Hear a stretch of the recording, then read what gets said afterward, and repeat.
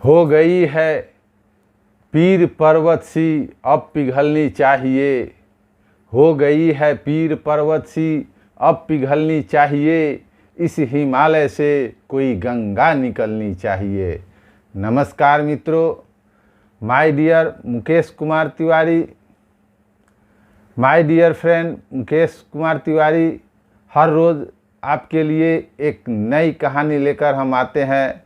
आज की कहानी का शीर्षक है एक पागल भिखारी।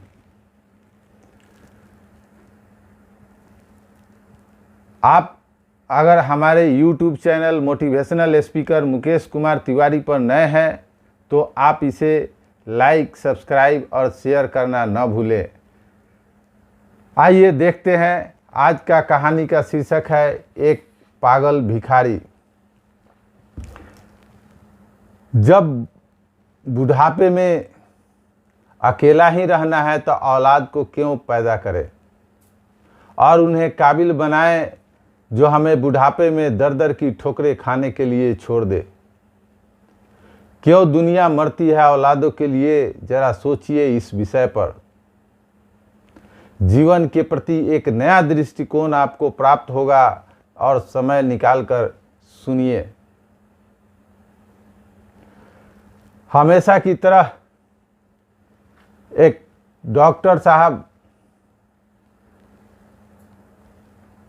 आज भी अपने परिसर में बैठकर भिखारियों की मुफ्त आँख स्वास्थ्य की जांच कर रहे थे। जांच करते थे और दवाइयाँ देते थे और इसी के कारण सभी लोग भीड़ लगाए कतार में खड़े थे।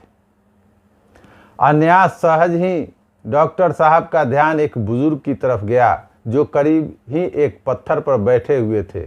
सीधा नाक, घुंघराले बाल और निस्तेज आंखें, जिस्म सादे क्योंकि साफ सुथरे कपड़े थे। कुछ देर तक उन्हें देखने के बाद मुझे यकीन हो गया कि यह भिखारी नहीं है। उसका दायां पैर टखने के पास से कटा हुआ था और करीब ही उसकी बैसाखी रखी हुई थी। फिर उसने देखा कि आते जाते लोग उन्हें कुछ दे रहे हैं और वे रख लेते थे। तो डॉक्टर साहब ने सोचा कि मेरा अंदाज़ा गलत था, वो बुजुर्ग भिखारी ही है। उत्सुकतावश डॉक्टर साहब उनकी तरफ बढ़े और कुछ लोग ने डॉक्टर साहब को आवाज़ लगाई, उसके करीब न जाएं डॉक्टर साहब, वो बूढ़ा पागल है।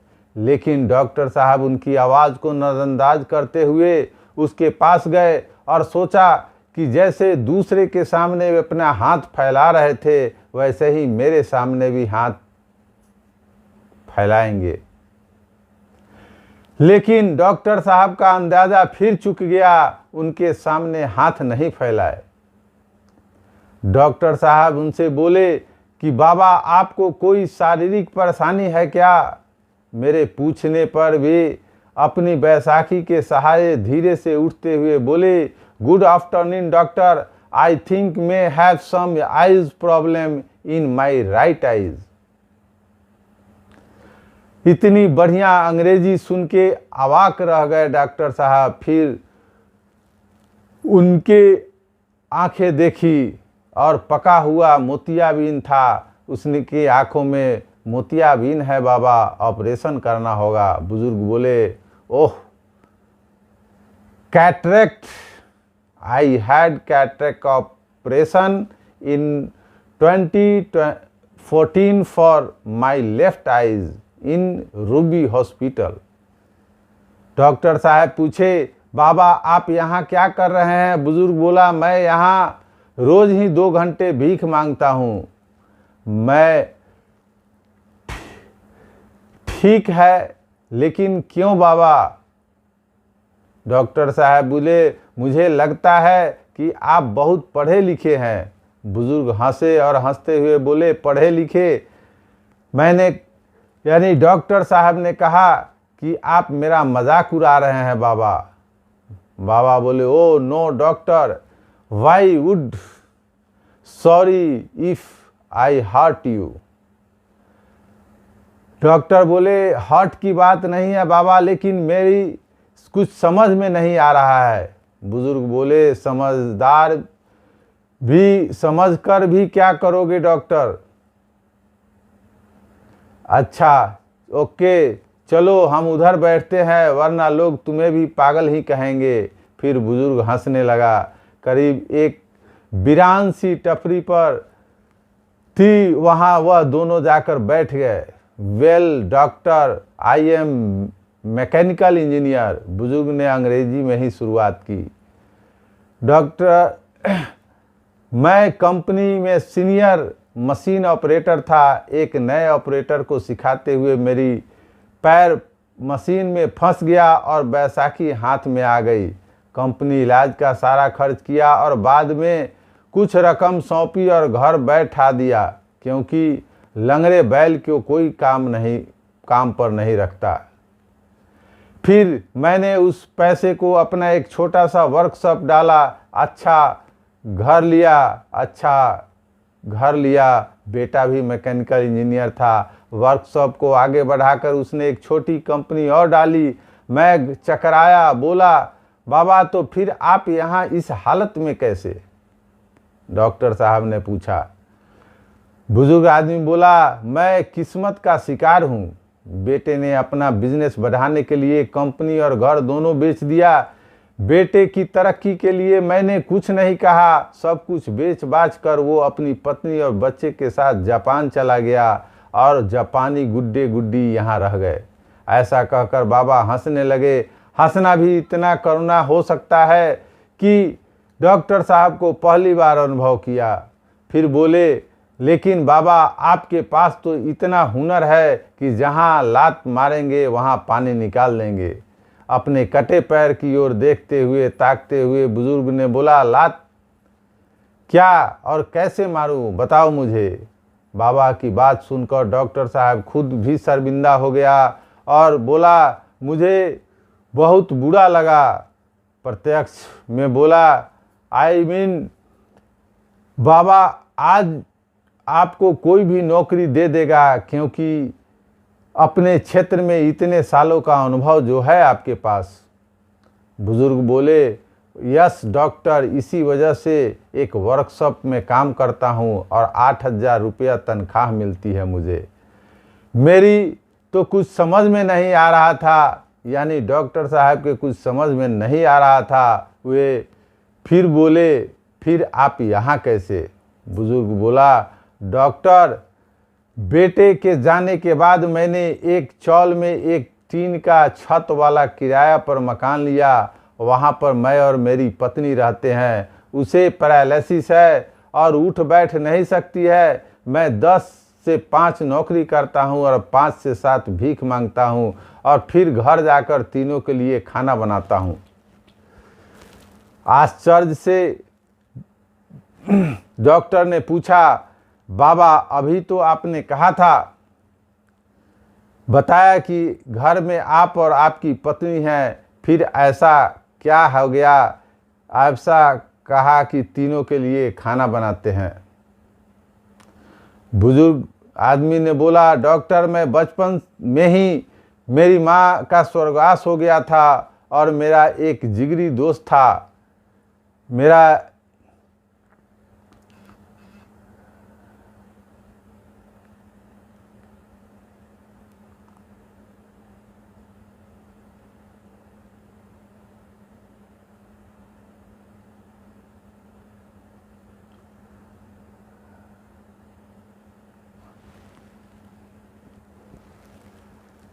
एक जिगरी दोस्त था और उसकी माँ ने अपने बेटे जैसे मुझे पाला पोसा।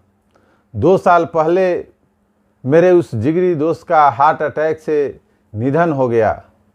उसकी 92 साल की माँ मेरे साथ मेरे घर में ले आया और वो हमारे साथ ही रहती है। मैं अवाक रह गया। इन बाबा का खुद का भी हाल बुरा है और पत्नी अपंग है और खुद एक पाँव नहीं और घर बार भी नहीं। जो था बेटा लेकर चला गया और वे आज भी अपने मित्र की माँ की देखभाल करते हैं। कैसा जीवट वाला इंसान है। कुछ देर बाद मैंने सामान्य यानी डॉक्टर साहब ने सामान्य स्वर में पूछा, बाबा बेटा आपको रास्ते पर ले आया, ठोकरे खाने को छोड़ गया और आपको गुस्सा नहीं आता उस पर? बुजुर्ग बोले, नो डॉक्टर, अरे वह सब कुछ तो उसी के लिए कमाया था और उसी का था, उससे ले लिया, इसमें उसकी गलती कहाँ? लेकिन बाबा, डॉक्टर बोले कि मैंने उसे लेने का कौन सा तरीका हुआ, सब कुछ ले लिया, ये तो लूट हुई। अब आपके यहाँ भीख मांगने का कारण मेरी समझ में आ गया। बाबा आपकी तनख्वाह 8,000 रुपये से आप तीनों का गुजारा नहीं हो पाता, अतः इसलिए आप यहाँ आते हो। बुजुर्ग, no you are wrong doctor, 8,000 रुपये में मैं सब कुछ मैनेज कर लेता हूँ, लेकिन मेरे मित्र की जो माँ है उन्हें डायबिटीज़ और ब्लड प्रेशर दोनों है। उन्हें डायबिटीज़ और ब्लड प्रेशर दोनों है और उनकी दवाई चल रही है और 8,000 रुपये में वो दवाइयाँ मैनेज नहीं हो पाती है। मैं 2 घंटे यहाँ बैठता हूँ और भीख के पैसों के अलावा कुछ भी स्वीकार नहीं करता हूँ। मेडिकल स्टोर वाले उनकी महीने भर की दवाई मुझे दे देते हैं और वहाँ 2 घंटे मैं पैसे मिलते हैं, मैं रोज़ मेडिकल स्टोर वालों को दे देता हूँ। मैं वहाँ पर डॉक्टर और पलक देखा और सोचा, इस बाबा का खुद का बेटा इन्हें छोड़कर चला गया है और ये खुद किसी और की माँ को देखभाल कर रहे हैं। बहुत कोशिश की लेकिन खुद को आंखें भर आने से नहीं रोक सका।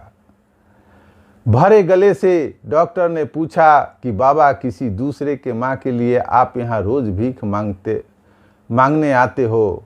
बुजुर्ग ने बोला, दूसरे की? अरे बचपन में उन्हें बहुत कुछ किया है मेरे लिए, अब मेरी बारी है। मैं दोनों से कह रखा है कि 5 से 7 मुझे एक और काम मिला है। मैंने मुस्कुरा कर बोला और उन्हें डॉक्टर साहब ने मुस्कुरा कर बोला, अगर उन्हें पता चल गया कि 5 से 7 आप यहाँ भीख मांगते हो तो? बुजुर्ग बोला, अरे कैसे पता चलेगा, दोनों के बिस्तर पर हैं, मेरी हेल्प के बिना वे करवट तक नहीं बदल पाती, यहाँ कहाँ पता लगाने आएंगी? और हंसने लगे। बाबा की बात पर डॉक्टर को हंसी आई, लेकिन उसने छिपा कर बोला, बाबा अगर आपको माँ जी अपने तरफ से नियमित दवाई, डॉक्टर बोले कि माँ जी को मैं अपनी तरफ से नियमित दवाई दूँ तो ठीक रहेगा ना, फिर आपको भीख तो नहीं मांगनी पड़ेगी। बुजुर्ग बोला, नो डॉक्टर, आप भिखारियों के लिए काम करते हैं, माँ जी के लिए आप दवाई देंगे तो माँ जी भी तो भिखारी कहलाएंगी। मैं अभी समर्थ हूँ डॉक्टर, उनका बेटा हूँ मैं। हाँ, कोई मुझे भिखारी कहे तो चलेगा, लेकिन उन्हें भिखारी कहलवाना मुझे मंजूर नहीं। ओके डॉक्टर, मैं चलता हूँ, घर पहुँचकर अभी खाना भी बनाना है मुझे। डॉक्टर ने निवेदन स्वरूप बाबा के हाथ अपने हाथ में लिया और बोला, बाबा भिखारियों का डॉक्टर समझकर नहीं बल्कि बेटा समझकर दादी के लिए दवाई स्वीकार कर लीजिए। अपना हाथ छुड़ाकर बाबा बोले, डॉक्टर इस रिश्ते ने मुझे मत बांधो, इस रिश्ते में मुझे मत बांधो प्लीज़। एक गया है हमें छोड़कर, आज मुझे स्वप्न दिखाकर तुम मुझे छोड़ गए तो यह सहन करना की ताकत अब मेरी नहीं रही। ऐसा कहकर बाबा ने अपनी बैसाखी संभाली और आगे जाने लगे। जाते हुए अपना एक हाथ मेरे सिर पर रखा और भर भराई ममता भरी आवाज़ में बोले, अपना ध्यान रखना मेरे बच्चे। शब्दों से तो उन्हें मेरे द्वारा पेश किए गए यानी डॉक्टर के द्वारा पेश किए गए रिश्ते को ठुकरा दिया था, लेकिन सिर पर हाथ रखकर उनके हाथ में गर्म स्पर्श से डॉक्टर को पता चला कि मन से रिश्ते को स्वीकारा था। उस पागल कहे जाने वाले मनुष्य के पीठ फेरते ही मैं हाथ यानी डॉक्टर हाथ से उनको प्रणाम की मुद्रा के लिए जुड़ गया।